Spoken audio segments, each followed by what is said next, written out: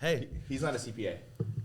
I'm an enrolled agent. Yeah, it's totally different. Enrolled agent. Kind of. Not really. Well, I'll explain that. then you guys lied to me the whole time saying that he was your guys' CPA. Most people just know that terminology, like water. Enrolled Fiji, agent. yes, before you introduce them. You know, I have no. See, this is gonna be very Foreign? Enlightening? Yes. Francisco, you're just one level below a tax attorney, right? It's not even below, dude. It's just different. Like, You know I'm what on the I mean? bottom. no, he's talking about tax I know, I'm attorney. just kidding. Because Sorry, I hit the mic. That allows him to get into like these conventions with the IRS and all that. Oh, I do a lot of audit representation. So, So, are when you we- saying CPAs are just? so when we introduce you, So, like, It's like- so the breakdown is CPAs is more corporate world. Okay, are we filming? Okay, let's just get right into I it love that. then. No, this Okay. is perfect because I like when we don't have to, when segue. we're going. right into it. We're going. So before we get into that, I just want to let everybody know we got. I was just educated. An enrolled agent for the Stars is what I'm going to call Yes. him. Maybe He call it represents a lot of us here at Rise Group. Absolutely. So he makes a lot of our business and financial and LLCs.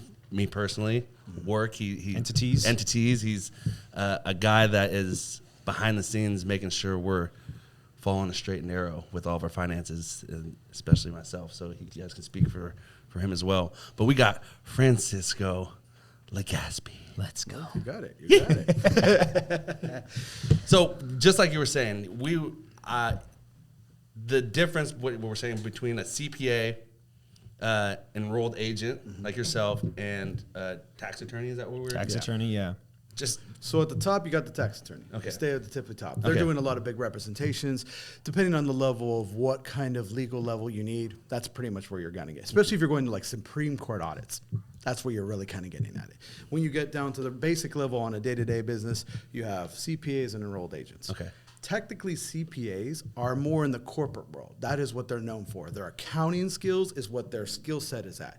Enrolled agents are more known for their tax preparation. They're more of the tax benefits. Like when I go to represent audits, you see the difference because I'll discuss it with the IRS. They'll be like, I see a lot better accounting and bookkeeping done with CPAs, but more issues with tax preparations, where enrolled agents are better. And on top of that, realistically, it just depends on how hard you want to work.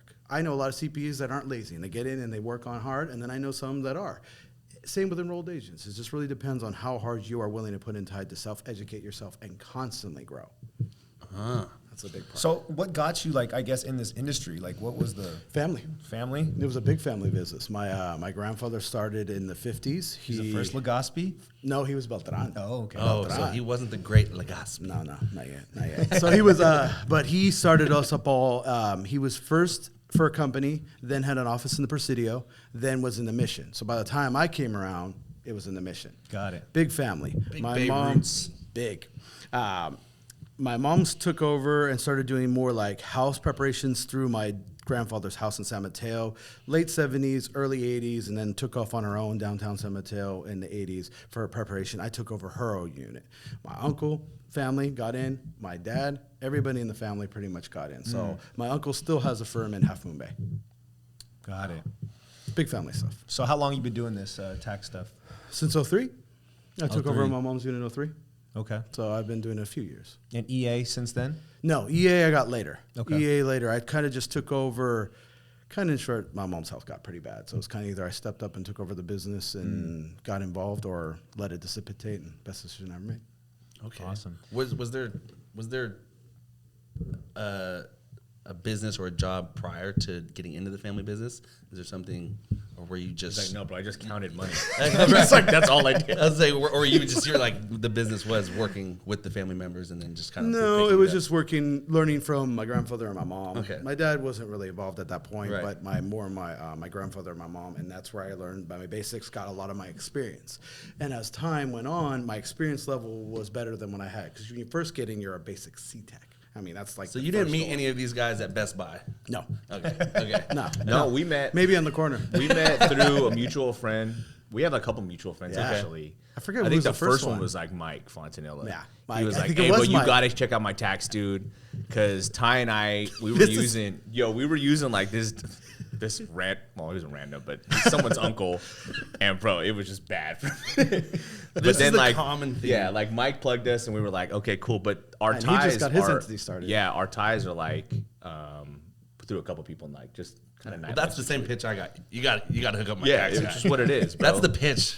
You always want to sell your tax guy if your guy is good. Right. Like no, if your guy's bad, I try to sell Tim to everybody. everyone. Right. Everyone. I think we probably kick you what, at least 10 I mean, clients a year? Minimal. 10 now we're Minimal. talking clients a Like year? I tend to have to be like, I don't know. Yeah. I don't even Yeah, know. you And have that's why I like- feel bad because Yeah. it's like in generally, I love to help everybody. Well, I got one coming to you because I just off the top of my head I forgot. He's like, "Hey, do you have somebody that can help me start my LLC?" I was like, "Well, I do." Yeah, like that's all I'm doing right now. Yeah. Literally, I have about 2 weeks before it's just all against the wall. So I'm trying to get everything I can Okay, in well between then those weeks. I'll get him. I'll get your information to him after this. Yeah. Well, you 100%. want to speed it because everything's time efficient. Yeah. That's what it is. Right. Just Right on. got I mean- 13 weeks. So that's a big thing right now, right? Like beginning of the year, tax season Yep. is now. Yep. So like, I guess some of the things that people should be getting ready or what it. Well, right now, a lot of it is the finalization of preparation, and it's either like getting a lot of last-minute estimated payments in and kind of doing the final tax planning, especially for a lot of my business clients. I try to get everybody in from October 15th to the end of the year to see like, all right, how well did you do? What last minutes can we find? Work on the system with the shelters and the variety of options that we have. So then that way I can give you the benefit to get the lowest liability. Some people slack. Some people do it well. It's all different for everybody. So just for everyone, when you say liability, that means what they owe to the tax man, right? Yep. Okay. So that way, because I know there's gonna be probably some verbiage here. Yeah.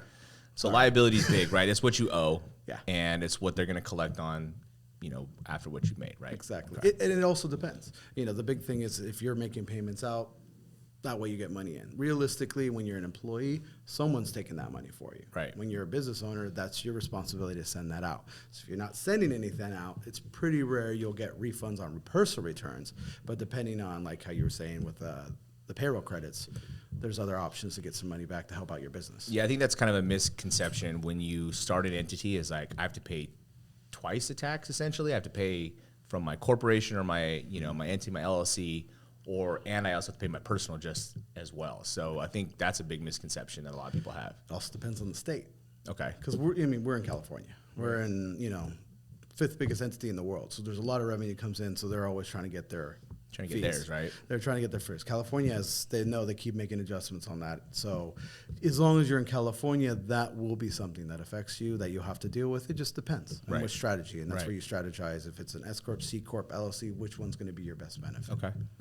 I had a question about that from my barber. He was like, he was asking me who's going to be on the podcast, and I was telling him, and he was like, well, can you ask him for me? He was like, at what point does it make sense as like a sole prop to go entity? He was asking, is there like a certain dollar amount that you have to make a year, or is it like what would you say is like the right time to go from sole prop to a corporation or entity? Realistically, it's profitability. In short, what sucks is they attack us in California since we have sole props, and the one target is sole props. That is the major bullseye of every audit, 95%. There's no way about it. So a lot of times I try to give my clients a quick, it's probably downsized a little bit, maybe 45% now, but it's a big chance.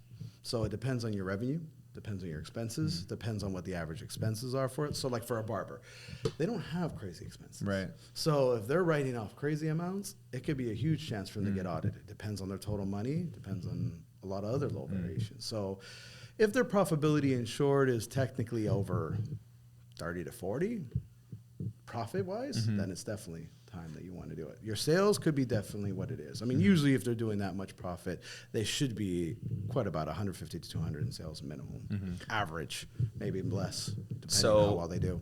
Kind of piggybacking off that, I had another friend too, because I was just talking about who's going to come on, and he's a tattoo artist, right? And he's thinking about, been a tattoo artist for years. Yeah. And then he's thinking about going into getting his own space. So if like you're a barber, tattoo artist, or anything that wants to get their own space, Yep. do you push them then to say, hey, you need to start your entity if that's your plan down the road in the near future? Because they're going to have more expenses that aren't related to actually being a barber, but being an owner now. Yeah, I mean, I wouldn't mind having the property in the business, but there's good benefits on that because it kind of protects you, especially if you have your own personal. Right. If there's anything personable on your end, Asset-wise, that's the most important why people get LLCs is because they have houses. Because or he owns a house, requirements. right? So that would be Yeah. more of a safety thing. Okay. Reality, when it's any kind of entity, LLC, S Corp, C Corp, as long as there's no issues in that system, like if something happens with it, they can only go after what's inside the entity. So then that's kind of a plan. That's why you'll see people do multiple to kind of separate and protect, but then it causes a whole other world of overhead. Of So course it it depends does. on what state you're in. Like this is where if you're involved in other states where there's not much liability and requirements, like Texas, Wyoming, Florida, there's a variety of ones that don't have as much. They tend to be the more priority if we're going that route. It just depends on where you're operating.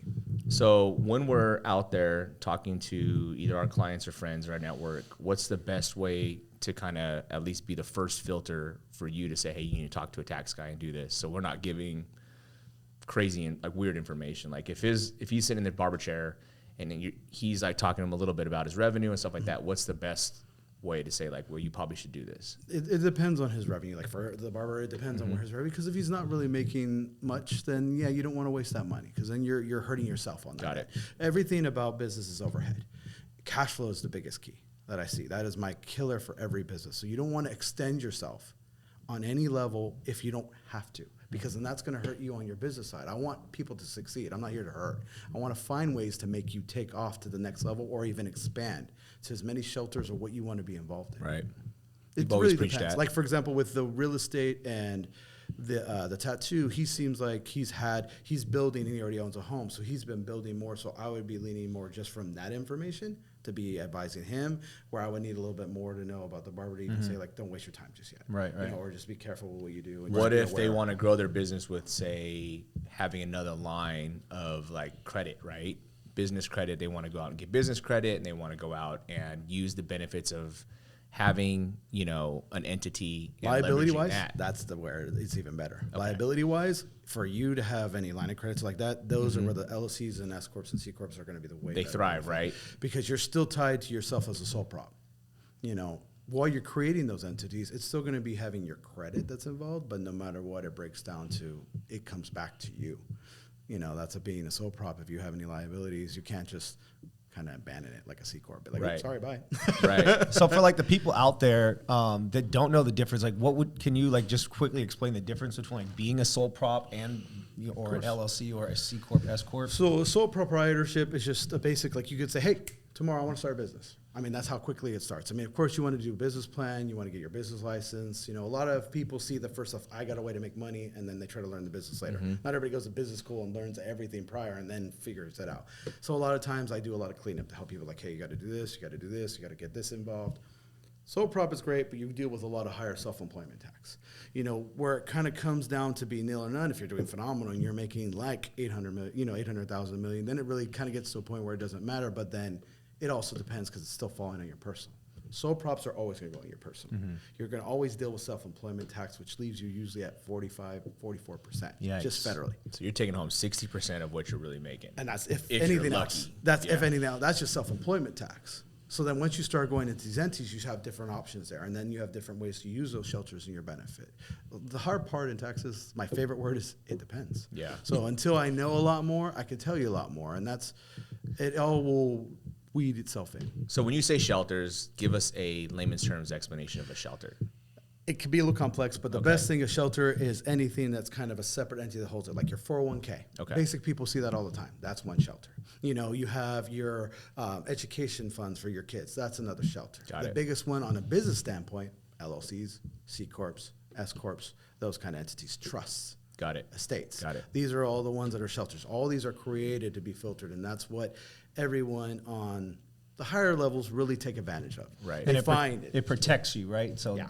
got But it. everything has advantages and disadvantages. Trusts tend to have a lot bigger, higher liabilities. C Corps, well, wonderfully from what Trump changed, has a way better liability right now. You know, we have a few more years of that. We'll see how that filters out as time goes on. Right.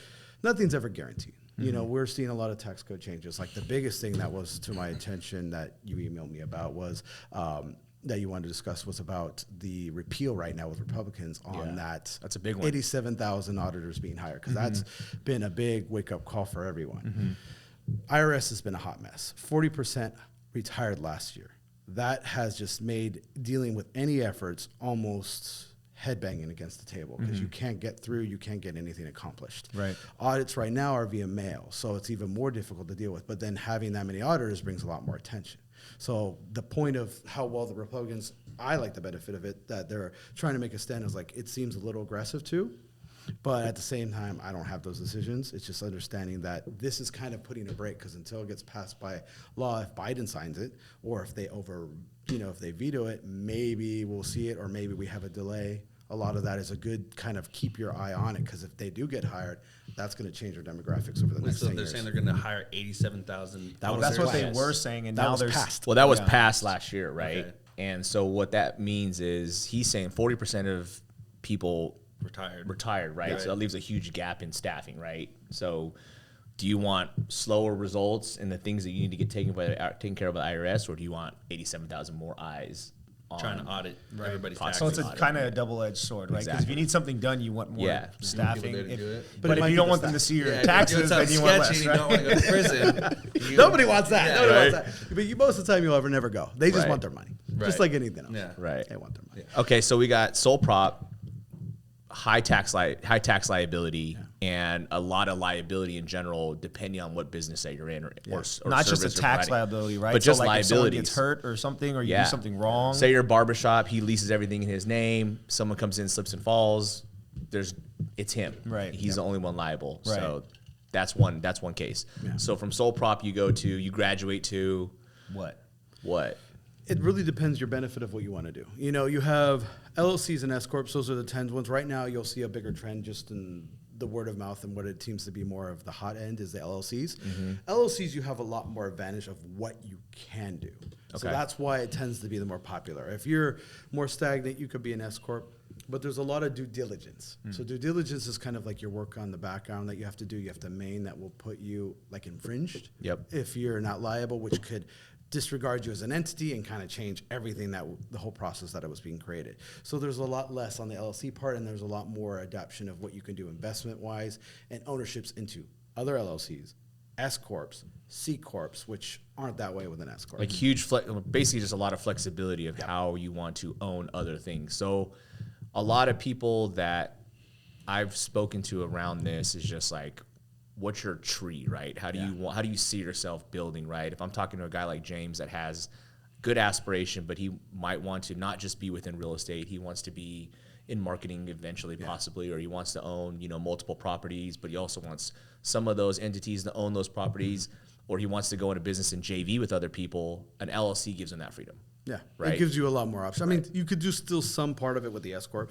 but the LLC gives you Way more option, right? Way more option. Okay. So obviously, I mean, a lot of people I think that watch this and people that are just on the surface level of taxes, or Being an entrepreneur, yeah, right? being an entrepreneur, Yeah. putting your assets into LLCs, S Corps, C Corps, or whatever it may be. You scroll through Instagram, you see these people saying like, "This is how the millionaires get rich," Right. right? It's like a hot thing if Yeah. you're like into entrepreneurship. You always see this. What is the point and what's the benefit? I always see this like, you get a trust and then you get like 3 LLCs under it, and then they keep. Yeah. I'm explaining it very vaguely. I'm explaining it like somebody who doesn't know, which me. yeah. So explain to You're us, what is building that a tree. about? You're What is doing that a tree. about? So a trust, what's great about a trust is a great option from either dynasty or variety options to pass things down to either generational for your children, family, or friends. It really depends on what your lineage of what you want to do. Right. That's kind of why the trust is established, because the rates in the trust are horrible. It's just meaning to be kind of more of a holding. And then from there, you spread the tree branches. Right. So then you have all these other entities, because they have just ownerships, because then everything gets trickled down, filtered in through paperwork into each entity, and you have to take steps from one to another, and then you can go from, like LLCs are the more popular, especially with real Right. estate and properties that are owned. That tends to be there, especially if you're in states that don't really have much liability. That's a bigger plus, Yeah. because you have less work that you have to deal with. Because you'll have states where you don't even really have to do anything but a report. Right. There's no real major fees, light fees. So those are the ones that you're like, yes, I can have tons of properties. And I'm There's still running litigation through. benefits in some states. Everything. Like, yeah. So it's smart to have like a trust and then an LLC for real estate, an LLC for Well, it business. It and depends. then- Like you said, like what are some of the things that you see like your average client holding in a trust? Most of it is more on like a lot of the trusts that you see are maybe one business, and a lot of more personal items like their homes, rental properties. If a lot of my old school clients didn't have these built-in LLCs, a lot of them just literally have all their properties in themselves, and then they'll have a trust for everything to inherit and pass down to the kids. Yeah. But Tends that's to be more living. protection from like probate inheritance, though. That's not even for Right. But that was tax- the old school style. That's the old school style. That's what you hear probably still to this day is, oh, you need to get a trust if you own all this property or Right. have kids or whatever, right? So So then what's the new, would you say is the new The school? new school is like how Blaine was explaining, like they have multiple LLCs, and the multiple LLCs will own multiple properties, and it's built in there because each LLC is going to be a business entity. A business entity is going to have their own operations expenses and all that same, like you said, for litigation per state. There's a variety of protections that you have to have you there, so that's great. As long as it's not killing your overhead, I am definitely for it. I'm like, let's push this, let's cover that aspect because that's always a part of the plan. Operations, overhead, Okay. because we want to get that. because you minimal can liability. you can kind of like, it's kind of like with insurance, even we've talked about is like you can buy too much insurance, right? Where it doesn't Right. make sense. Yeah. And you can open up too many entities Yeah. because you're trying to be too protective. And then that's when he's saying you get swallowed up annually by fees, right? Because every single year you have to pay at least a certain fee on it just to keep it up, keep it alive. Because it's basically a living and breathing person that's not you, right? That Right. you vouched for to a certain extent for so long, and then now it goes off by itself, right? Right. So it's just kind of getting good advice or guidance by someone that's probably done it before or have coached many people to do it before is really what it is, because you could probably get lost on scrolling around and trying to follow really good information on TikTok, Right. Instagram, whatever, and all of a sudden you've set yourself up and now you're hitting like $5,000 to $10,000 in fees a year, and you're like, or you're not filing because you don't know you need to file. And then like 2 or 3 years later, you're like, hey, I'm trying to do something. Like, nah, dude, you owe got some tax 60 racks. liability. Yeah. But what happened is because people use those, and then the PPP money came around. Yeah. And they're like, oh, I'm going to leverage this entity that I had because my tax told me I needed a shelter in 2015. And then I applied for PPP and I pulled all that money out and bought a bunch of shit with it. And then they didn't know that money in needs to have money out to make sense. And they didn't get that. And the money out, it can't be a couple Rolexes or a Lambo. And then you have to make a profit. Sorry. And you have to show a profit. No, you have to show a profit. You have to show profit to pay off a loan. And that's Yeah. the sad part. When anytime you have a loan, if there's no profit, you can't pay off a loan. So that's one thing you have to understand. Like a lot of that money is still not in your pocket, but you're still going to owe taxes Yeah. on it, and it sucks. It still hurts, but you have to understand that benefit of where the liability comes in. Talking about like the PPP and like EIDL, SBA, like, are you familiar with like the latest on kind of how the IRS is dealing with those things? They're still giving out a lot. Right now, they're still giving out plenty of money. I actually have a couple clients buying restaurants and a variety of things, and they're getting quite a bit of money. You know, I think I saw one got 300, 700, and another 400. You know, they're pretty leniency on is giving it that out. the Depends on where PPP you're or going. is that the It's SBA? they're both being classified differently. So some are being SDA, some are EDIL, and then it just depends on what you're applying for. But most of it, the one recent I've seen is more EDIL.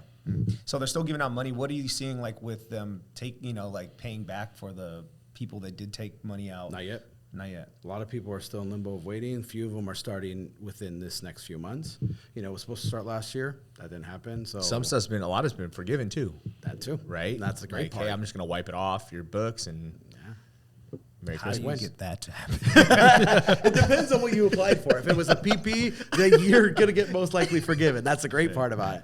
If it's a basic, that's where the EDLI is great. If it's a regular SB, then it's like, Right. I mean, overall the interest is so low compared to anything else. Right. It's a win. Great money. It's a great money. great On a money. business decision is not a bad, especially if you're buying more into growth your business. And that's where I've seen a lot of people buy Right. properties or business with it, and it's great. Or 'cause do taking- build outs or do Yeah. You see a lot of restaurants do like sick build outs over the last couple Right, of years and right. really enhance their businesses. It does, because you want to bring that revenue, you want to bring that traffic, and you have to find that way to do it. And that's why I do a lot of business coaching with analyzing businesses to the level of all right, what are we doing here? What are we doing there? Because one part is taxes, and then it's realizing where you're going wrong with the business and what adjustments you have to do.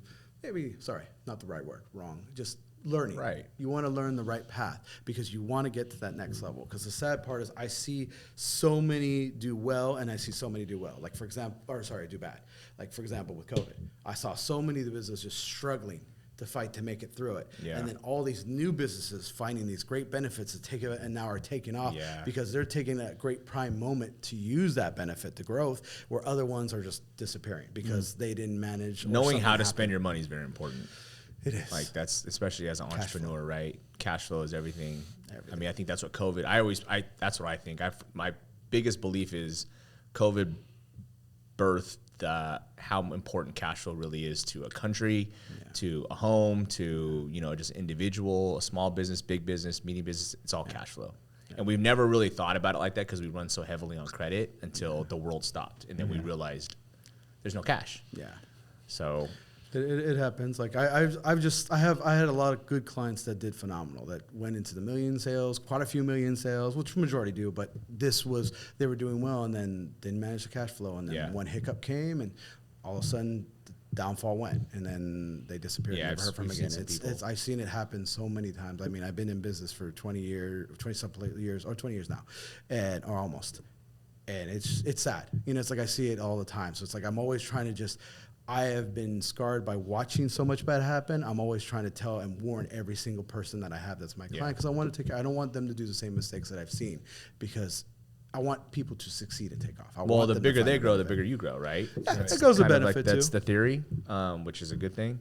So getting back to like opening up an entity, you have LLC, which gives you a lot of flexibility with being able to have ownership of other entities, right? So if you're really an aspiring entrepreneur and you're like, hey, I'm gonna grow, like it's just no doubt about it, like I'm gonna grow, like you talk about it a lot, like I know what I'm gonna do, and I'm gonna do it in the next 5 to 10 years. This is where I see myself, and it's gonna take multiple entities probably to accomplish that throughout time. What is the difference between like an LLC, a C Corp, and an S Corp?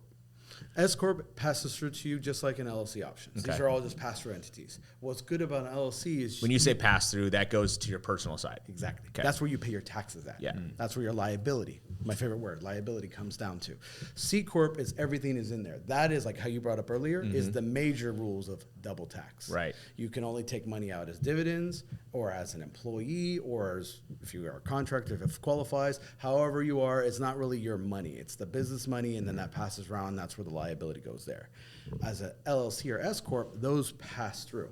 So if, like, for example, you're an LLC that's taxed as a partnership or an S Corp taxation, just like an S Corp, it would pass through to your personal. Whatever that profit is left over is where your liability will come, depending on everything else that goes into your situation. If that's your only income, then that's where your rates are going to be at. If there's other factors, then you add everything together and we see where it adds. So let's break down barbershop scenario, right? I'm a barber, I'm killing the game. I want to expand. People like my brand. I've built out this following.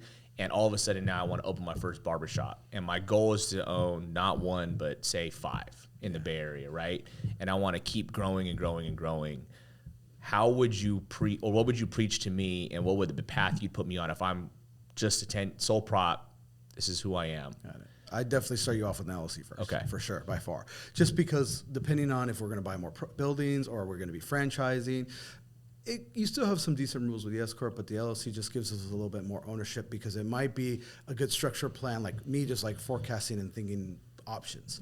Like if we really expand the brand, but then you don't want to be the main person running a lot of these extra companies, but you want to either franchise or be a partnership, Right. you can own other LLCs or C Corps, whatever these other options go, and you can lead that with your brand and still get a decent profit, help that, and that passes through into there. It gives us a way more diversified option Okay. to really build for that future.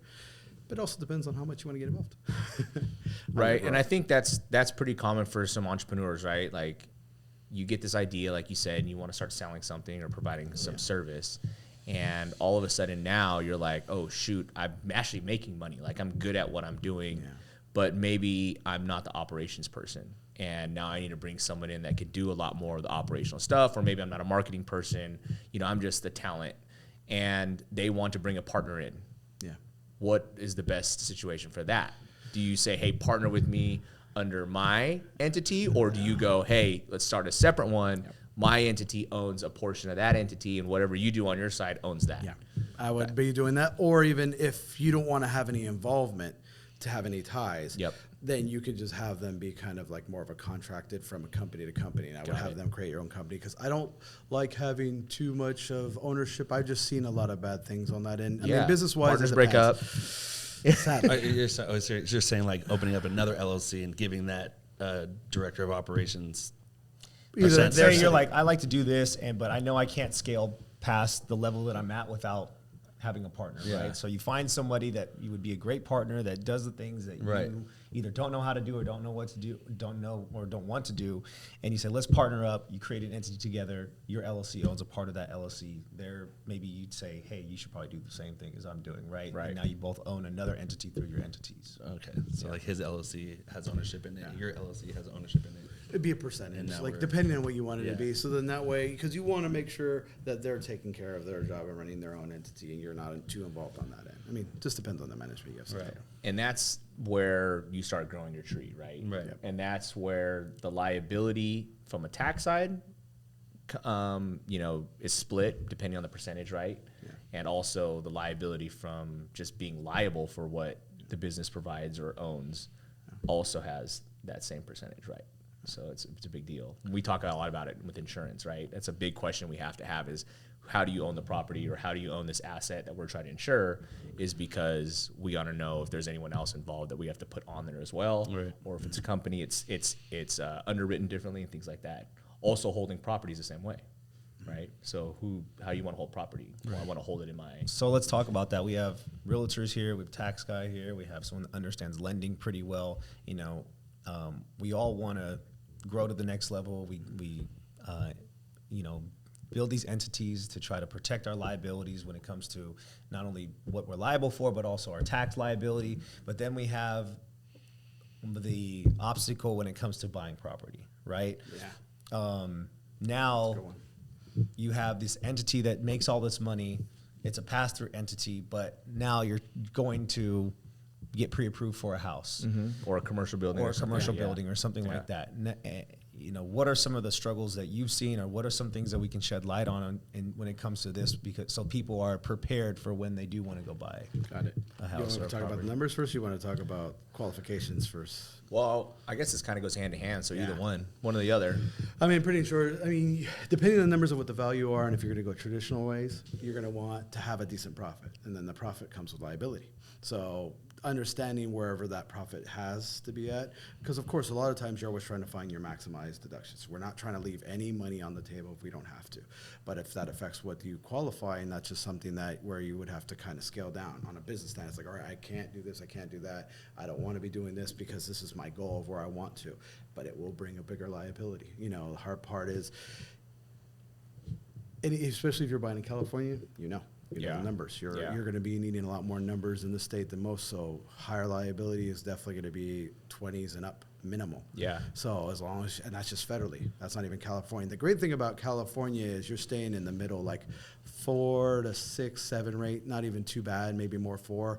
You're not like Oregon, where it's right at 10. It just depends on where your liability is at. And I think to shed light on it, it's from even just from a lending mindset, right? Is you have to talk with your tax guy if your only income is basically your business income, right? So even if you've had an established entity for 5 years and you've been doing the best you can to keep the tax liability down so you're not paying as much out annually, that's going to get in the way from like a traditional loan program. Like if you go talk to a lender, hey, I make $1 million a year. Yeah, but what does it show at the end of the year? What are you really showing to the IRS? Now, although it's all legal and all your write-offs are great and your tax guy's managing your liability very well, it's not going to help you qualify for a loan. And that's why you have these other loan programs that are outside a little bit more of the traditional box that maybe go off of bank statement programs.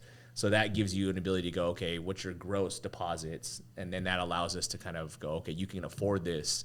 And there isn't really like that workup. But the caveat is you're going to pay for a higher rate. I was going to say the interest rate on a bank statement Is going to be way higher. right? Yeah, it's going to be higher. But it's an option. It's a better option. The other option, do it. yeah, That's but okay. but You want wanna to get in. You want to get in. do it. Pay the fee. Let me ask this. This is something that I've heard, and this sucks to talk about, but like, is that mortgage interest a tax write-off? So like you're doing a bank statement loan. Yes. You get a higher interest rate. Yes. You're paying less to the IRS in this sense because you're still protecting your tax liability through your entity, but you have a higher rate now. Is that mortgage interest rate a tax write-off? By far. Yeah. By far. No So matter how where you're it's at. buying it, it could So it be all evens out, folks. If not, you're probably coming out ahead, right? It all evens out. That I would say I'm trying to find the best way to say this. Well, it depends on who you want to pay your money to. Would you rather pay Exact- money into interest that's a tax write-off, or do you want to pay more money to the IRS and show that you're paying more taxes, you're making more, you're paying more taxes? The bank will come break my legs if I don't pay the loans. The IRS will throw me in jail forever. This is a double-edged sword. fellas. But the thing is, though, is you're kind of paying you're kind of paying yourself to a certain. You're giving yourself a shot to Right. make more money at the end of Right. the year, To- right? yeah.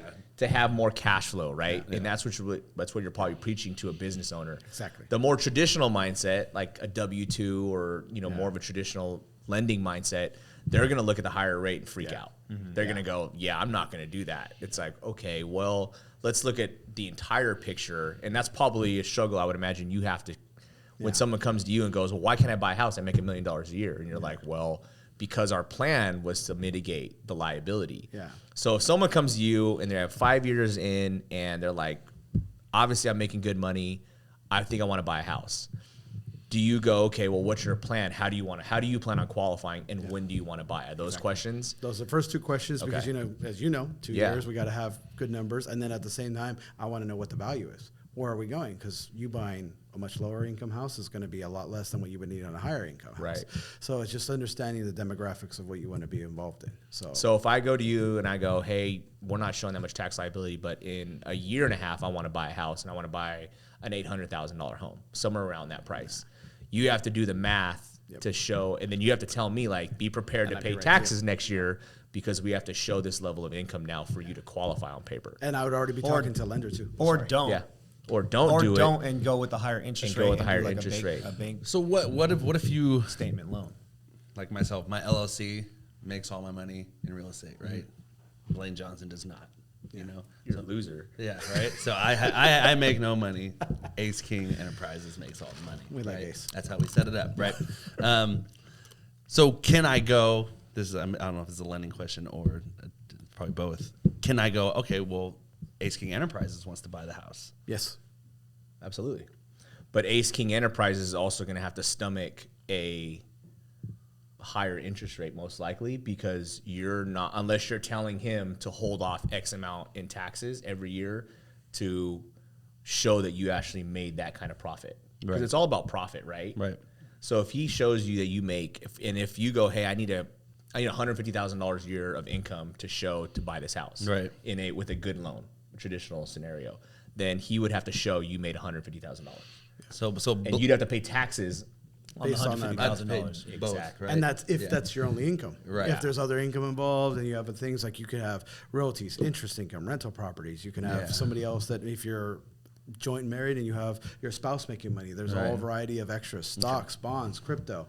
There's so many So little whatever your factors. income total is, and you need to hit a certain number, you need to be communicating with him with the position you're putting yourself in. Right. That's your path, right? Right. So most big financial purchases, not really like a car or anything, but like a big financial purchase, like an asset, like a house, that you need to qualify for. Right. Maybe you want to go in on a building with someone, Yeah. and you want to qualify for that, and you want to do it like full doc, then he needs to be involved in that decision, Right. because So we're gonna have to set that up because It's just a lot Well, of that's the dilemma, Game right? plan. Do Yes. you go to Francisco and say, hey, usually I have all these expenses and I only show that I make, X amount per year, Right. but I want to buy this house. So now, I'm not going to write off as the same expenses and I'm going to show that I'm making a little bit more to qualify for this home traditionally. Now you're going to have to pay more in taxes because you're showing that you made more on paper. Right, so or you go and just say, you know what, I bank still want to statement write loan. down write off all my expenses and I'm going to go with a bank statement loan and pay more in interest and not have to pay as much, more to the IRS. yeah. Right. Because and this might be a good question. This is a quite good question for you. Is Am I thinking about that correctly? You are. Yeah, okay. I mean, there's another extra move you can do. I mean, the liability is not going to be a great move, but like, say if you hadn't done great on showing like in the past 2 years and you maybe only have 1 year, Yeah. you could technically start payroll because you're a separate entity. You're supposed to be having some Right. kind of payroll, so we should already have that set up. But we can kind of kick that to have a higher one to really help you qualify now, especially on the traditional standpoint, to really increase your revenue. Of course, the tax liability is going to go up. It's part of what it is, but that will get you the qualifications to get you in as a quicker option Right. if you hadn't followed in the last 2 years as like, hey, I've had great years. These were the years that have much more profitability, gave you more leverage to get a better loan, right. better rate, depending on your credit. And I think, because what also could happen too, is your business can hit a boom, right? Say the first half of the year you have this plan and you're like, hey, I want to do X, Y, and Z, and I need to plan for, I want to buy a house, $850,000 house. Okay, cool, I need to make 150 grand. Cool, okay. Well, then my business booms the back half of the year. Now, does that paying that higher interest rate actually make sense? Because now you want to keep some of the money that you're making. So now you have to maybe pivot your mindset. So when he says it depends, it truly really depends on what's happening in your business at that time, because maybe you don't want to show any more of that profit and you want to keep it because now you're seeing a pivot in your market and you want to go make this other move. You want to buy something that makes more sense for the business. Right. So there's a lot of, I think that's where the flexibility comes in, because if you're a W-2 employee and you just keep getting raises and raises or bonuses and bonuses, right, and you're consistent with it, I mean, you don't really have a lot of flexibility with that. Right. You can start. It is what it is. It is what it is. You have an Yeah, easier you're time capped. qualifying, right? But especially if you have a job for consistency. Yeah. But I mean, the great thing is that's where the other shelters come involved. That's where we start building up the system, and that's Yeah. where we start really taking advantage of what Bosa, Gates, what they're really taking Right. advantage of. And we go, but we don't walk down those avenues until you're ready. That's pretty much the key. You don't walk down these avenues and use those certain shelters till you're ready to walk down. Because I've seen that happen with some of my network that just hit booms in the last 5 or 6 years, where they were growing, they were on a certain branch of the tree, right? And it was just, they were getting so heavy that branch is beginning, it can't be used anymore, right? They've outgrown it. And they didn't build deeper or longer to be able to say, okay, I can start housing some of these assets that I'm capable of buying now. I have a friend whose business, he's 1099, he owns a shop, and he basically is making a ton of money, can't get a car loan, can't get a home loan, but he has so much money, and he's actually making it, but he's paying a ton in taxes, and he just can't, he's not structured right, and he can't spend what he's making. He can go on vacation, he can go do whatever he wants, he can buy whatever he wants, Go with Safeway, cash, and huh? he can do all that stuff, but he Buy can't, eggs. but he can't grow. Yeah, right. You're getting a little out of my budget. You're getting a little out of my budget. He can't grow his net worth properly, right? And this is a time where you should be spending that kind of money if you have it, because you have time to acquire assets. It's like he wants to buy multiple houses right now. How are you going to do it? Now he has to go, look, I might buy them under other people, and I might do all these other things. And it's like, dude, you just didn't structure yourself right.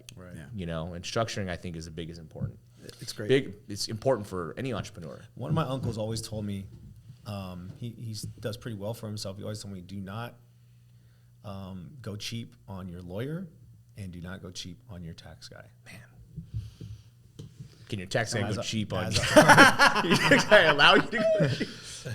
He's basically saying, You use can someone find some good. cheap Use people. someone good, though. I don't know Use what someone- you'll get. Yeah, I don't know what no. you'll get, but Francisco, he's speaking facts, guys. It's facts. Don't go cheap on you go cheap on anybody. Yeah, It's right. like- You like slides, Get what you James, can. like $100. table. Hey, My hand's on a slap, actually.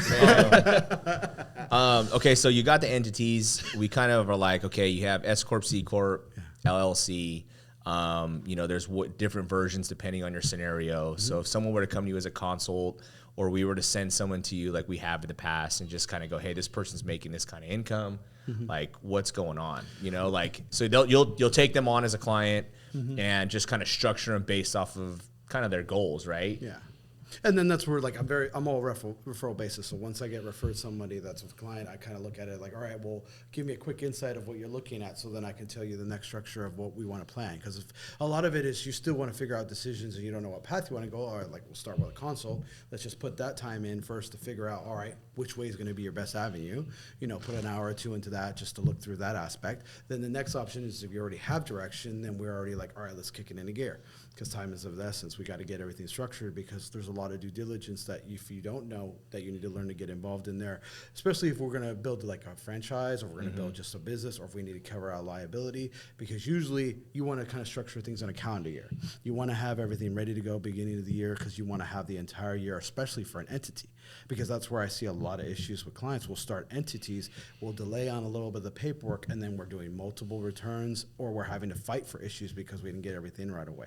It happens a lot. And it's not also the client's fault. IRS has major issues. Just even with, for example, I'll bring up an LLC. LLC, if we change into an S Corp taxation, we have to send in forms. One of those forms we have to send it 2 different ways just to make sure they get it. I didn't create the system. I just have the experience of knowing. Yeah. Because when you send anything to the IRS, this is great for anyone to know, mail letters or so forth, they're going to a P.O. box. That P.O. box has a third party that drives over and gets it and brings it over. Depending on how well they do their job, is reality of real life. One It's job. just like, you have one You got job. one job. You drop And you'd 10 be damn envelopes. Surprised how bad it is. How big Two is of them that are mine. P.O. box, bro? I know, Like, I don't know. It's gigantic. I mean, it doesn't even in the mailbox, they don't even have its own street address. It's just the city. Like, here you go. It's this building. it's like just a whole building that's a P.O. box. Yeah, Literally. It's like a white building with an address. It's just the Matrix. It is. There's a pill option to the front, too. Red or blue. Jesus.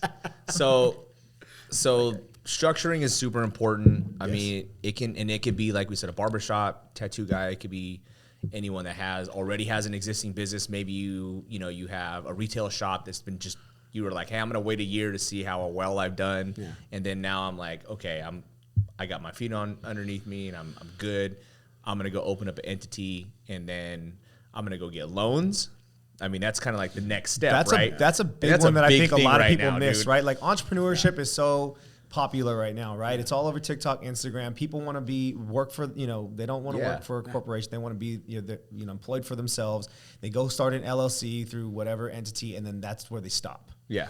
And They don't know how to use it. It sucks to see. It sucks to see because there's so many more things that you can do to put yourself in a better position, like getting funding. a loan, Yeah. go getting a credit card in that entity name and start building your business credit. There's Right. people that have 20, you talk to business owners that have 20 to 40 years of experience. And they don't. even have an entity Yeah. or business credit. Yeah. They've never that- built it. Wild, dude. It drives me crazy. I have so many clients that will be very stickers. Like, I don't want to spend $1 more than I need to. I was like, I get that. I was like, but don't be surprised if your business collapses because cash flow and funding is a big part of it. Big. And that's 99% of where a lot of those businesses struggled and when they hit a bump, that was the worst. That was literally the start of a downfall. Well, COVID came, and then everyone's freaking out because how do I apply for a loan? What income documentation or what entity documentation do I need to have? Oh, you don't have an entity? I'm a sole prop? You Right, might no not. business credit, and people don't realize how much debt these big companies have, and they're constantly refinancing, getting funding, and it's constantly happening. That's the only way that you can really grow your business. Right. Because unless you I want build I want another business credit card right now. Literally, I was like, okay, well, this one's getting up there. I need to go get another one. or no, what you want to try to do is you want to call and get more credit from them. Yeah. Try to up your credit limit, right?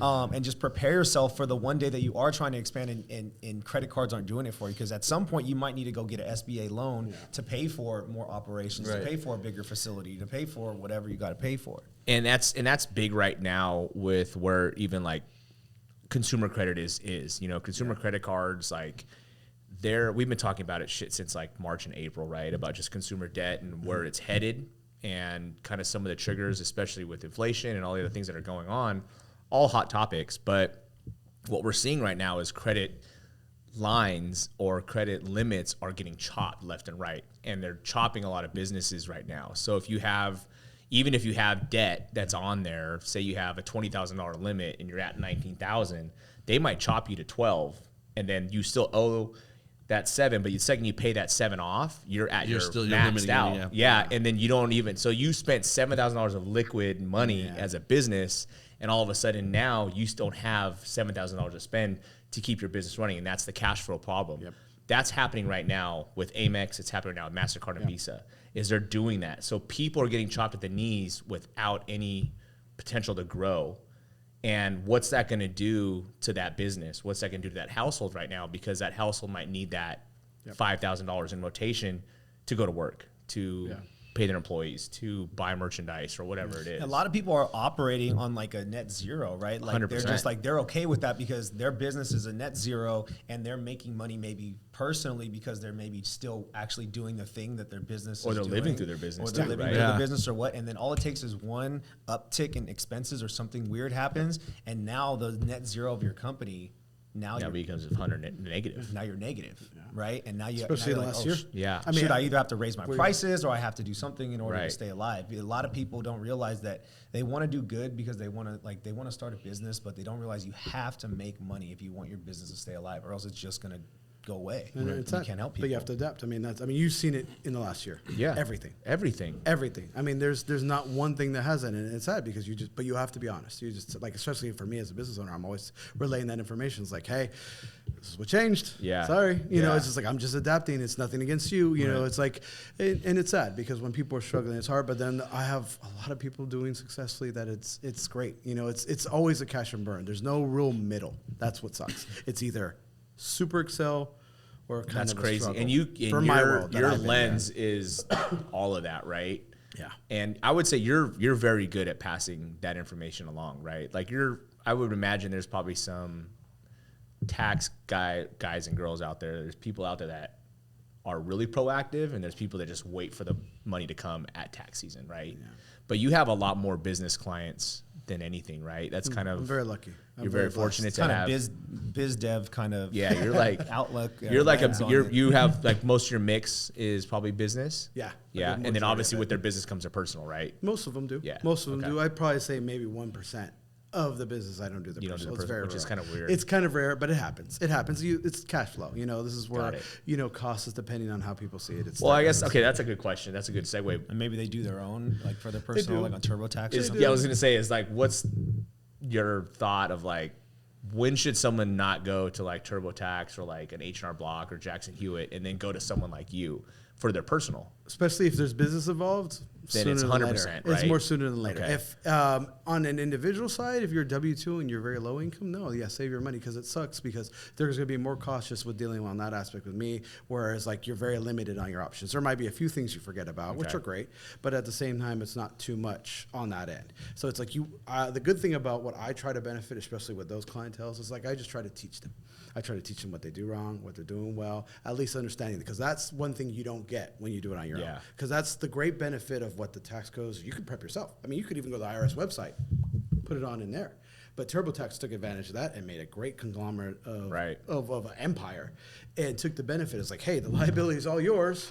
We just help you calculate what you do, and we take our share. Bye. Yeah. So it's a great business plan on that end, but you're still left alone. So when letters or anything comes in, you're still kind of standing still. Where I've got tons of clientele that had issues that they did on their own or they made mistakes, especially when you come into RSUs, stocks, ISOs, a lot of my Silicon Valley that are involved into all these big corporates Yeah. that make their mistakes. I know so many people that paid double tax that weren't even understanding the system of what they were doing, making $800,000 a year, but they were just didn't want to shell out that extra money to find out the little difference. But what you don't know hurts. That's Yeah. the big Sometimes key. you got to make money to save money too, right? That's the reality. I wonder if ChatGPT could do your taxes for you. Right? Honestly, dude, like we could probably do our podcast for us if we want. Probably. It would create a nice little algorithm. It would cut it up for you. Jesus Christ. So, if let's just say I'm W-2, right? And, you know, maybe I have a tax guy or not, but I'm W-2 and I reach out to Blaine or James and go, hey, I want to start buying houses, right? I have one house already. I want to buy another one. And then next year I want to buy another one. Maybe my income is, you know, I got great income. I'm A paper. I'm going to fly through any loan program and I want to start buying stuff. How would they use you in consult to kind of help them with that? Because Well, I would be after a concerned- certain point, they're not going to be able to buy under their social anymore, or shouldn't buy under their social. So what kind of guidance do you give someone like that? And that's the thing, because it's always a team effort. So whoever their lending is involved, so such Right, as you guys, I right. would have you involved to finding out, all right, what the numbers are, like where we've reached our max. Yeah. Because that's a great point to get. It's like when we reach our max with W-2, like if there's not enough equity in all these properties, which you already would be discussing with them, to pull, to use, to get into another one, can we use another entity? Can we get that leverage where that entity is able to take those same monies, more Right. like an SBA loan or another approach Right. for the business, or maybe even buying into a business option, being Okay. an ownership into a business, where I've seen 2 clients in the last 2 weeks that have literally got loans just to buy a business that they're already in contract with. So they're leveraging the cash flow to bring in a ton of the revenue for at least $1.2 million in a year to increase their net growth, their net worth, and also their business avenue. What about people looking to buy like their more like residential properties, you know, in that same situation? You could still do it with the LLCs, but then it also really kind of depends on the aspect of it's still going to fall down to your own personal credit, which Chris will be breaking it down to Yeah. them. So the entity's great for setting up the foundation for protection and then liability and then also in-house deductions. So on the tax standpoint, I'm loving it because there's options for us to do. Okay. So then that way you can get deductions. Now, I want to make a good keynote because it's good for people to know. When you have real estate, a lot of times people get into real estate like, I'm going to be having all these deductions. I'm going to have tons of money. My Yeah. refund's going to go sky Yeah. through the roof. There's a big law of between 100,000 and 150 grand you make. It starts phasing out your liability of any losses that you're allowed to do in real estate. Your max is 25,000 all Capped. total, capped. No matter if you have a million properties as an individual, you're only allowed to do 25K. So What if you're married? same, doesn't matter. Each social or just as a household? No, altogether. So it doesn't go to 50? Nope. It's literally from 100 to 150. So once you hit 150, you can lose $1 million, and nothing I could do on a tax standpoint. The big standpoint there is cash flow. Are we eliminating all our liability on the rental side? Are we doing the benefit of seeing the growth of the rate of Appreciation. there you go. Sorry, my terminology. Appreciation of the property, getting the depreciation, getting all the deductions, refinancing, constantly bringing your cash flow lower, so then that way you're actually on a business standpoint profiting and doing well, but on a tax standpoint, using those advantages of what all those companies are and breaking even on paper. So, like, say someone inherits 2 properties from their family, and they're all paid off, both paid off, and they're renting them out. So their tax liability goes through the roof at that point in time, Especially with based off of an income standpoint. Yeah. Right. And then they have to claim it or whatever. What do you advise someone like that to do? Well, if it was passed through in a living trust, then it would most likely go to them personally. If Yeah. it was already in an LLC, Say it's a then- living trust, and it's just my family owned these properties. We've always had them. Yeah. And we rent them out. then I'd most likely go directly of creating an LLC for that portion, depending on how many family members are involved. Yep. So then that way it has it. If there's a special trust that's created, that the trust, it's not just a basic living trust, it's a regular trust, converts that say that it's going to be in the trust. Yep. Because think about trust. Trust is you're able to make your own rules and regulations Right. of how you want this to operate. So as a trust standpoint, you can tell, all right, these kids, you're going to get this. This is going to be your property. You're going to rent this out, and you're going to keep it and so forth. But you also have the ability to pull the property out of the trust. and Sometimes keep you it have personally. to, right? Like Sometimes you have to. Yeah, to refi or do whatever. It depends. These are the big factors of it depends on the legal side, but you're able to keep it in there and write off the deductions. There's a lot more tax advantages with entities that we have on deduction business operating. You still get them on the rental side, but kind of jumping real back to the rental real quick because I got sidetracked on the item there is if you're a real estate agent, there is no limitation. There's no limitation. So this is where a lot of times on a plan for Do you have also to be entity- like an active real estate agent, or you just have to have your license? you have or? to have your hours. Especially And in California, you have to work in your hours, but if you're working on those properties, that's part of your hours. If you're anything you investigate into on purchasing and inquiring and looking into and traveling to, those are part of your work hours to get that. So if there's a different state, like maybe Arizona, Texas, Nevada, another one that you're more wanting to buy a property, if you're a real estate agent in there, that's where it's going to be getting the benefit from there. It might not help California side, but it will help the federal and then that state where that revenue is being earned at if there's state tax liability there. Got it. So there's always a benefit, but you want to find the benefit, especially for federal, because that's always going to be your highest liability Right. out of anything. So that's good topic, right? So now you'd mentioned certain states. Yeah. And you're talking about federal versus state tax. If and when does someone need to go set themselves up in another state? Well, how do you coach that? And when do you identify it's time? Depending on what their sales and profitability is, and then also where they want to buy property.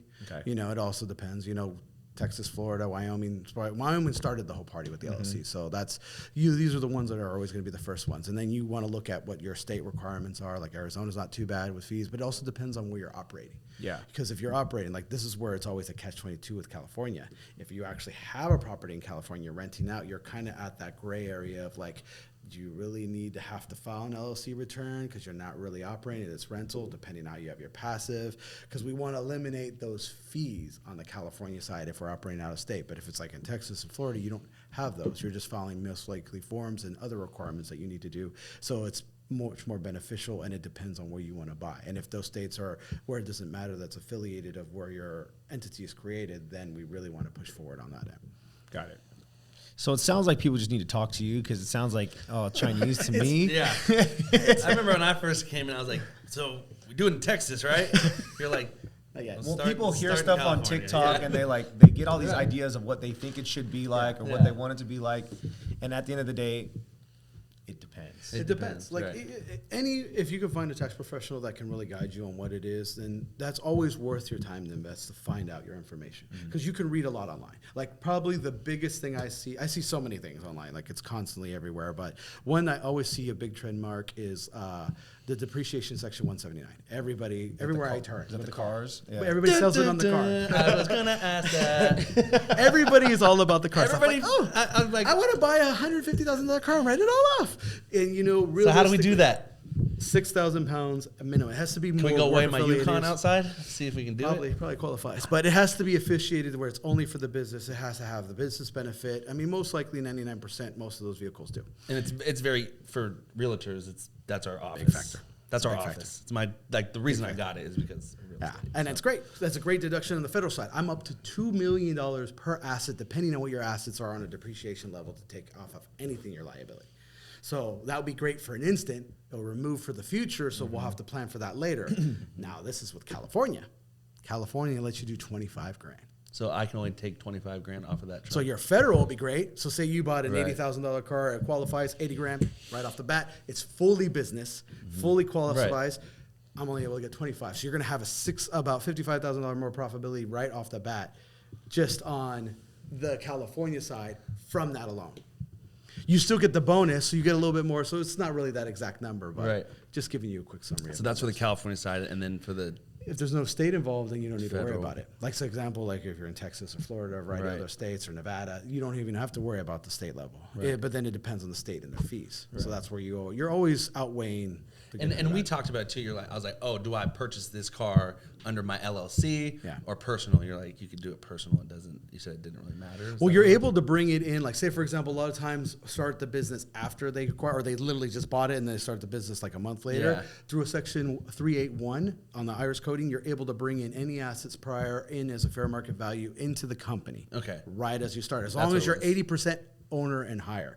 Otherwise, there has to be a vote. There's a lot. It gets more legal. 80% owner in Ownership. In the company. The right? company. So you have multiple people that own the company. Okay. You're in your situation. It's just you. You're 100%. You don't have to ask anybody questions. You just got to talk to people, have meetings. I just Like, gotta we got to have a figure out how meeting. much this- yeah, exactly. That's what I'm saying. Like I'm like, all right, I gotta get over there. And I gotta weigh my car. Yeah, I'm sure you can We'll put some things in there. I'm sure with you in it. I'm sure with you in it, it'll like Yeah, right, it'll hit this that. way, Like, I dude, gotta- we got he's on Body by Bobby, bro. What are you talking about? Damn, I should have waited that last lean- month. That lean muscle. I should have waited last month, man. You're gonna be all over. They'll be like, you see it on the purchase slip. You see the weight there. You see all these. Yeah, So right. if we're talking about just like, you know, being able to like write stuff off and kind of using like big assets like a car, but more so like property, right? Yeah. You know, a lot of people got into flipping. A lot of people got into, you know, came up with a lot of equity in the last 2.5, 3 years. What are some of the things they can do with that equity to not have to pay taxes? If you pull money out and you still own it, you don't have to pay taxes on it, correct? Yep. And that's where like, you'll see a lot of. That's the Burr method, right? That's where everyone is like, oh my God, okay, I'm going to buy this house for this cheap. I'm going to fix it up. I'm going to pull my initial down payment out of it. I'm going to refinance and do that. I don't have to pay taxes with it. I got free money. Yeah. And then you see a lot of people, entrepreneurs that like the rich dad and a variety of people that are big about using that debt. They're using the leverage or the equity to kind of use the livelihood of the debt, but then they're just constantly rebalancing the cash flow Right. to make sure they're taking care of that debt always and going more of that tax-free standpoint on that Right. way. I mean, you can go that route. There's no.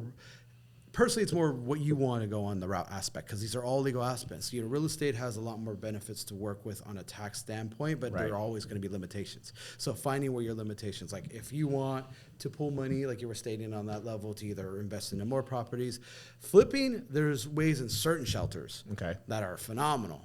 Almost to a zero. Well, no, it is a zero tax liability, but it takes time to get to that point. Got it. You have to start building. You got to have start profit. We have to have a lot of items that start going in there, and then we start showing you about those shelters. Like once you're ready to walk down that street, we're going to get you into it and break you into that avenue because it's huge. You know, you can see a great benefit because if you have one of those special shelters set up, I've seen where a client had an investment into a private company, they got bought out, $5 million is tax free. $5 million tax free. So there's Not every case is always going to be that way. But this is where if you build your setup correctly, you build up the foundation correctly, because that's the key. Your foundation is key of everything that you do. The stronger you build your foundation to build that tree, it's limitless of what your effort. Build the tree, people. Build the tree. Let me plant the seed. Yeah, I mean Yeah. I'd say that's You like are that's the like the gardener. that's like a good common question. I'm sure that like We are the they seed, you're the get, gardener. how can I refinance my property right now Yeah. to put a bigger down payment on the next property I want to buy, right? Or that's how you're coaching your, when did you buy? Say I bought in 2016. Chances are you got a pretty substantial amount of equity, Yeah. or you can get out of the FHA loan that you're in, or and then a qualified house hack, right? That's like a big topic right now for you guys. Well, I think, like the beginner investors are starting Yeah. to come out, right? Like the people that maybe purchased some property or a property like within the last 5 years, and they built up some equity, and they see what's happening in the market. They're ready to make their next move, right? So that beginning investor is like coming out, and they're starting to ask these types of questions. I mean, maybe you'd want to create your entity earlier if you're going down that route, if that's your avenue. If you wanted to create your entity earlier, because you won't be able to apply anything if there's nothing created. Like you can't, you could bring it in, but it's a little bit more difficult. There's We a lot did that more to you. legworks. You could bring it in, but you want to have everything preset prior, not the because easiest. the more you have preset, then you can follow it smoothly when you're having to try to maneuver things around. There'll be sometimes there's tax consequences, and sometimes there's just more of an issue, And I get that a lot of times where people buy houses with multiple people on it, multiple names. I'm like, all right, what's the ratio? So this is where it kind of depends, because like some people are like, I always want to give it to them. I was like, well, that's going to cause a tax consequence, so let's hold off on that. Like maybe let's wait on selling and do this and this, and so then How does that work if someone wants to gift someone a property or quit claim it over? What is that? So what technically, implications is that? a gift of a property is just like gifting anything on a gift tax. There's depending on liability, but right now the credits are still pretty high. If I remember, it's up around 12 million. So you can gift it, but you still have to do a gift tax return. Which is It's just a special return where you have to file it. So anything over this year, it's 17,000. So anything over that amount, you would have to do gift tax return. What that does is it takes away a credit from the estate return later on in life. So this is a return you keep for the rest of your life. And then that is given down, and if there's no liability, but the person that's actually doing the gifting has the liability, not the person receiving it. So if I give James a house just because I like him, Just because You we have to love pay them. the tax. I got to pay 17,000. No. So 7,000 is your limit of what that requires you to file return. So you can literally give him a stipend of $1,000 a month and be like, love you, here you go. I don't have to do anything about it. No returns, no nothing. It's his money, you gave it to him. Easy. You have to write a letter because they'll be like, hey, wait, what's the business wise? There's extra money in there. Oh, I gave it to him. Okay, Yeah. cool. Here's a letter. That's good. Gift tax return is if you're over that amount for any person. Over 17,000. then Got you it. have to do Okay. it. Like, for example, I could give it to you, 16,900. If I give him a house that's assessed at 500,000, then you have to. then what do I pay? You shouldn't have. You won't owe anything because it's under the limitations. Because it's up to about 12 million, you said. I think it's this Also year. I gotta over double check. 12 million. Is what you would have to pay. Got it. So that's- So the so- you people gave me that your have $13 12 million if house. You're gonna pay a mill? Now you're gonna pay taxes on a mill On $1 million. on a trust I am. house. Yeah, about 45%. But when you're giving money to somebody to buy a house, the 17,000 is the Limit. The limit. Is Okay. the At limit. one time, or can you just like, here's In a year. 16,900? in a year, but then you could also give it to the kids. So every year you can give them up to 17,000. Yeah, it keeps going up every year. So Part of if I give him a house, because Sometimes it's that's kind of way more like dirty, savvy real estate, right? Is like we'll work a side deal out, and then hey, somehow this person gets this house, Yeah. right? Now he's not responsible for any taxes for inheriting that or getting gifted that. No. Other than the property tax that would go in his name and things like that. And now without that option of with the Prop 13 where it changed everything on the property tax, I think that's the prop where now once you get a new property registered under you, it automatically kicks up on the property tax. Yeah, you get reevaluated, right? But for James, now James goes, hey, I'm going to refinance this thing to 60% loan to value. Pull money out. Pull money out. He doesn't have to pay taxes on that. Nothing. So it's a loan. It's a loan. So that's where I think those are the things that it doesn't come across too often, but with people that do take on property or people that joint venture, right? They want to be off the loan. Hey, I helped them co-sign for here, but now it was like my mom or my dad or maybe a family member friend that was able to qualify at that time. I want to come off the property and all of a sudden they refinance, they pull money out, I pay that person off, Yeah. right? How does that work now? If they're on the title as ownership and you're removing them title, then that's just a sale of a property too. So then they're pretty much selling That's not their a ownership. refi in the tax world? If they're just on the loan, then Yeah. yeah. It Okay. depends on where the title's at. This is where it gets a little complex. Got If it. they don't have anything on the title and they just sign to help them get the Co-signed. loan, then it doesn't matter. They're just getting removed off a loan because that's not taxable. They're just Got it. paying it But off what if they directly. owe them money? Then it How does that- technically is a how does that taxable- work? That's a taxable event. Okay. So it's and just what like does a the sale. person have to be known? What do they have to be cognizant about far as giving them? Say, I have to give them like 200 grand. Okay. So if it's under a year, it's a short-term taxable gain. If it's over a year, you're at long-term. It's either you're Okay. at 15 or 20% on a federal side. Got and it. then state coincides. California is whatever your total income is what you're going to pay taxes. Got it. So if you're at the 8, that's 8. If you're at 6, it's 6. You know. Okay. Because I think that's where maybe the beginner investor starts to have to think about that. Right. Because they're like, oh, let's buy this with my homeboy or my friend or whatever. And then all of a sudden it's like, okay, cool. In 4 or 5 years, I know. I want to get off the loan because I want to go do my own thing. You guys split up. As long as there's no title there, affiliate, because this is where legal gets. If they complex. are on title, then it's gonna okay. be yeah, it's going to be a sale. It's going to be a taxable event. Okay. So that's just kind of like it is what it is. Like Is it the same thing when you like, let's say you and your buddy buy a home together because you're beginner investors? Is it the same thing like if you're looking to put that into like a trust or LLC? Is Yeah, that but you would tax- only put your share into the trust. So your share, like, so if you have 50% of that property, only 50% of your ownership. Well, the ownership. What if you guys represents- both wanted to like get it out of your names and into like a LLC or a trust? could. Is that a taxable? No. Okay. No. Since you're both in, you have to make sure the decision on both of your ends. This is where you'll have your meeting, your paperwork. You'll do the whole agreement of what you're going to make and create this LLC, and you're going to bring this entity in. It's over the 80%. So then we have that section to bring in that whole end. There is no liability. There's no sale. Man, you're I able to got- bring that in. Go ahead. No, I'm sorry. Go ahead. No, you're Thinking fine. out I do that all the time. I do. That's my bad fault. I always do it all the time. I was like, slow down. But you're able to bring it right in, and then that asset's involved there. So, but eventually you have to do all the due diligence. You got to get the LLC on the title. You got to get all the loans. It shouldn't pre-assess. Well, it could. Now California's pretty on top of it, so it'll probably pre-assess your property taxes again. So that would be a part of where I'm like, hey, just be FYI, if you do this, your property taxes are going to go back up. I don't know about the insurance, but it might affect it. So then that's where we'd be reaching out and talking to you about how much. Because of it's the kind of insurance- like if you're buying it subject to, right? You're taking title out from someone, but maybe you're riding on the old loan, right? And if that's the case, how does that work? Have you ever heard of that? What do you mean? Where someone buys like a property from the person that currently owns it. Oh, and yeah. let's say they have a really low loan on it. And they're just And the paying it to them. negotiation is like, hey, I'm going to go ahead and pay. I'm going to go ahead and pay Yeah. this person's loan, but I currently own it Yeah. now. It's that one's more of a cash flow business, but Got it. pretty much what that is it's an installment purchase. Okay. So what you would do first is you're going to be calculating what the capital gains in the whole general of that actual asset acquiring. Once that's figured out and you spend that whole time correcting that, that's going to be your capital gain depending on how much you receive every year. So the person selling it is going to be filing that asset sale for however long those are. If it's like Say it's subject 7, to 8 months.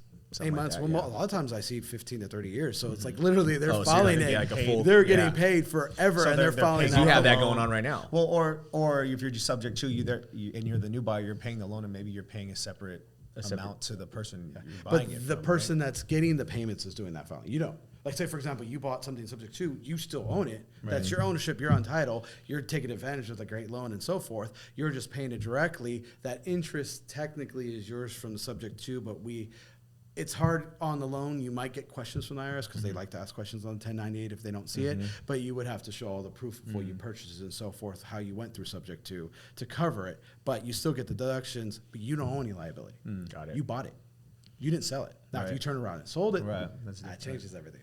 That changes everything. Like if you went and sold it back to them. But the or person if you that's went- selling it isn't getting maybe they got a down payment and then they might be getting the loan paid for plus an extra amount a month, right? Yeah. That's If you're all selling included. subject to, right? So you're paying your capital gains on basically on what the new owner is paying Subject you to is per what, seller month. financing? Kinda- Technically? No, not necessarily. can't- Subject to yeah. is like you're taking over someone's loan, but Assuming. You're someone's assuming on- it, they could either have an outstanding loan to like Wells Fargo, for example, and they would you basically would be paying that loan essentially for them, right? Right. However you structure your contract, it just depends on on making sure at least that payment gets paid. Now you can hold title if you go, like we did a deal like that a year and a half ago when we purchased something subject to, and we were able to purchase a property, but also keep her old loan because it was such a low, she only owed like $215,000 on it. But when we resold it, when we flipped it, we had to give her, we technically bought it for not what she owed, we bought it for a larger amount. So we had to pay her first through when we closed, and then we got the difference from what we paid her to what we sold it at. So You're correct me if I'm buying wrong. it through her, basically. So you can only assume an FHA or a VA loan, right? Well, I mean, some loans can be, any loan can really Depends be what the assumable, bank but is. yeah, It's up to the FHA bank. and VA are kind of like your most common products. But that's not subject to. You're just basically taking over the loan. Right. Which subject to, it's still in their name. Oh, okay. Yeah, like the loan's in their name, but the property's in yours now. So you're kind It's of kind of like seller financing. It's like a different way. it almost It's creative is, finance. right? It's creative She's finance. very It's creative finance. Yeah, Right. I mean, she's technically the lender, or Yeah, she's like she's- your broker yeah, for the lender, or the right? bank or Essentially, right? A But lot of times with the seller finance, I think you see that they've already owned it outright. Right? Yeah, Is that normal? Yeah. I mean, or that's they where I took a see it. loan out, and that's when it becomes subject to, right? Like you actually have a deal right now that's very complex. So with that situation for you, like you don't have to really worry about any liability, but all that they have to take care of is how much they got from you in the whole year. So say for example, their profitability on it was just an average number, 25%. After the credit, because it was their principal home, they got the 250 or the $500,000, whatever the credit was.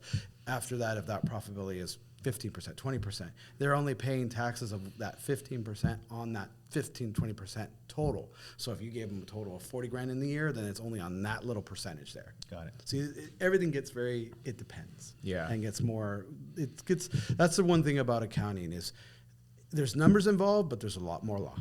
Yeah. That's what it is. There's numbers Now- involved, but there's law.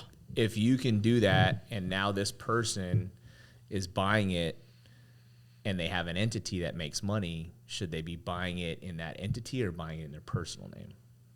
They could do both. It then depends. would it matter? It depends. It depends on their personal assets. comes back to Yeah, it But- depends. I would kind of go more of like if we have a lot of personal assets that we want to protect, definitely. I would want Got an it. entity. You know, I want to make sure that Say they own another home already. That's the reason why I would want to go into the entity because then you have established the protection already. You already have the entity because one entity can buy as many Because the properties financing already. doesn't matter because it's just how one title is going to be held and Yeah. also what the loan's going to be responsible for. So that's a good thing. Yeah. to know. I mean, Okay. and then it all depends because the more you have your structured system, the better you are because then you're also eliminating yourself from audits. Because I represent tons of audits. For years. It is you want to keep those entities to keep you from auditing other things because if it's owned by other separate entities that are not you, they can't touch it, talk Okay. about it, ask about it. It's not affiliate unless that entity is getting audited. Big deal. Okay. Pretty rare.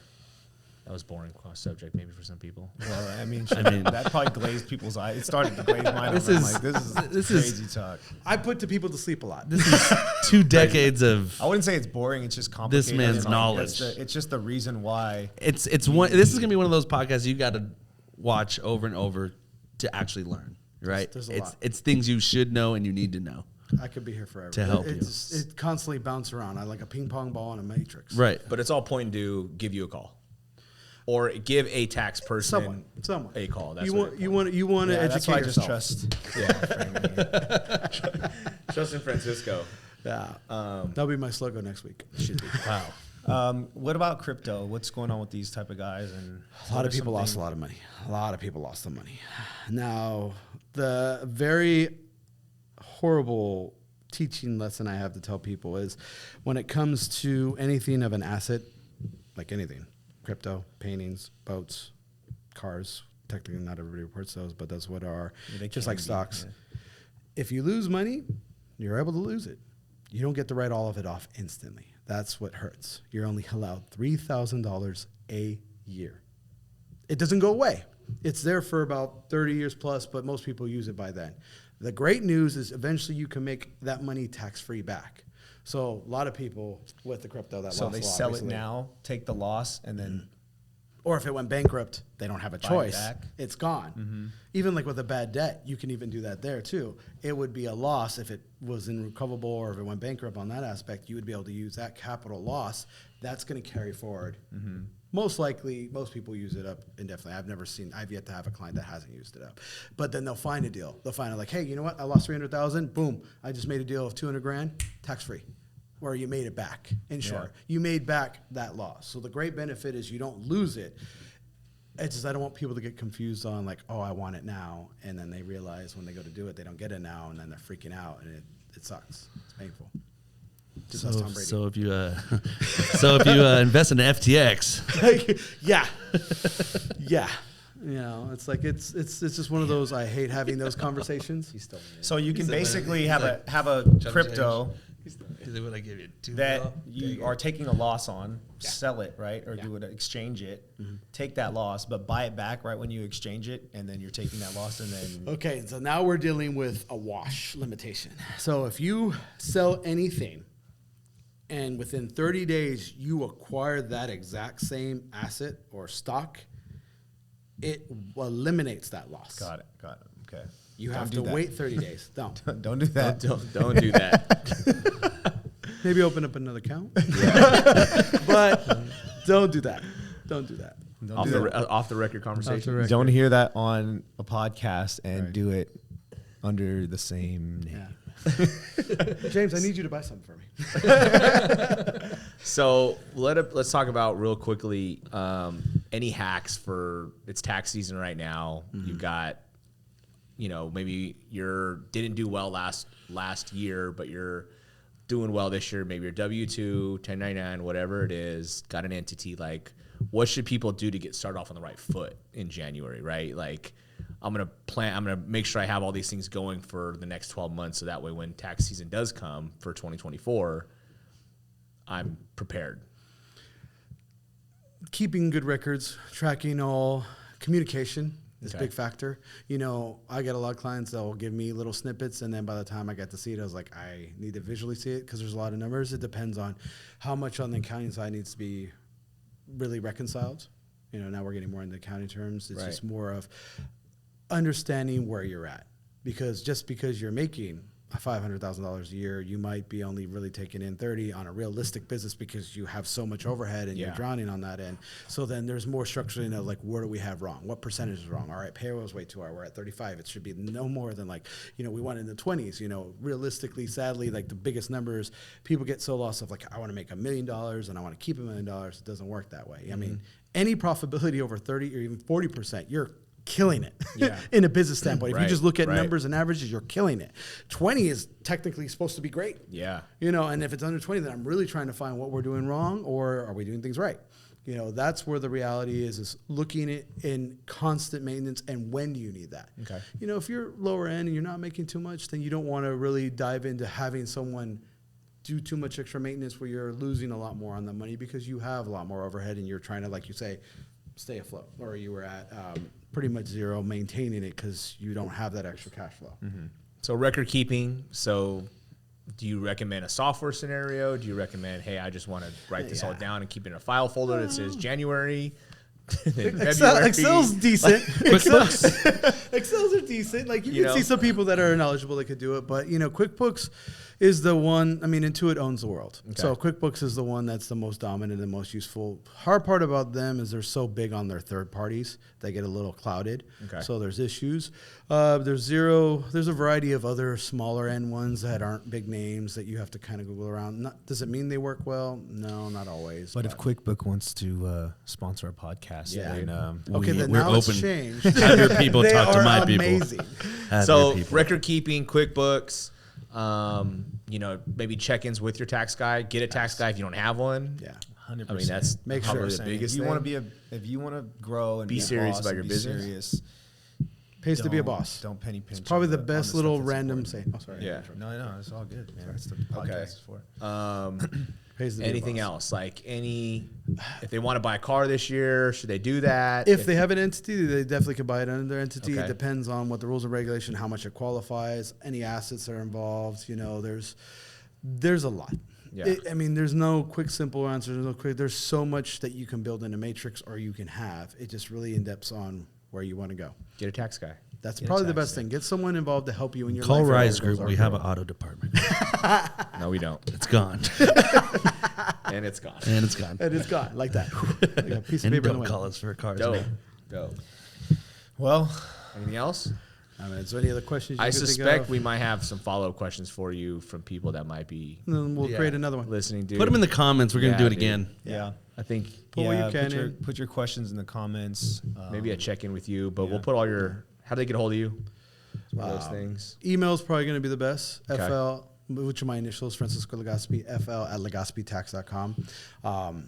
This year is very tight, so we'll see a lot of it. A lot of what you'll see from me is going to be more after tax season and Okay. extensions, or if you're willing to kind of work more for 23 and after, maybe. It's just a lot of, I always want to make sure I'm a good fit for you because it all depends on people's Absolutely. time. Time is a crucial part of it. And it's like when you take care of someone, like I say, create a foundation, like for my business, I love taking care of my clients and being there. And if I overextend myself and I can't do that for the ones I have and I start affecting the ones that I can't, it's not good for me to, word of mouth reputation. I want to make sure I'm giving them the time. So I want to also expect what their needs are. Like, hey, if you need a lot, then I'm like, I might not be. But if it's a lot of check-ins and doing what is planning and building the shelters and setting those systems up and spending the time when we need to, that would be more of the fit and depending on the investment. I mean, I've seen you not, I would say save people money. I mean, it's kind of hard to say you save them money, I do. but yeah, you've discovered like where they're paying too much By in far. certain scenarios and a lot of like young businesses too, By far. which is cool because that's the cash flow part. So I can attest to that, man. Thank you. You're welcome.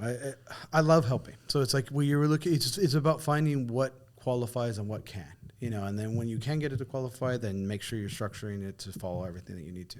It's what you don't know hurts you, Yeah, kind of with anything, especially when it comes to taxes. absolutely. Yeah. Well, thank you, Francisco. Thank you. Thank you. Had fun. Good stuff. Together we rise. Yeah, I like it. We out. We out. Yeah.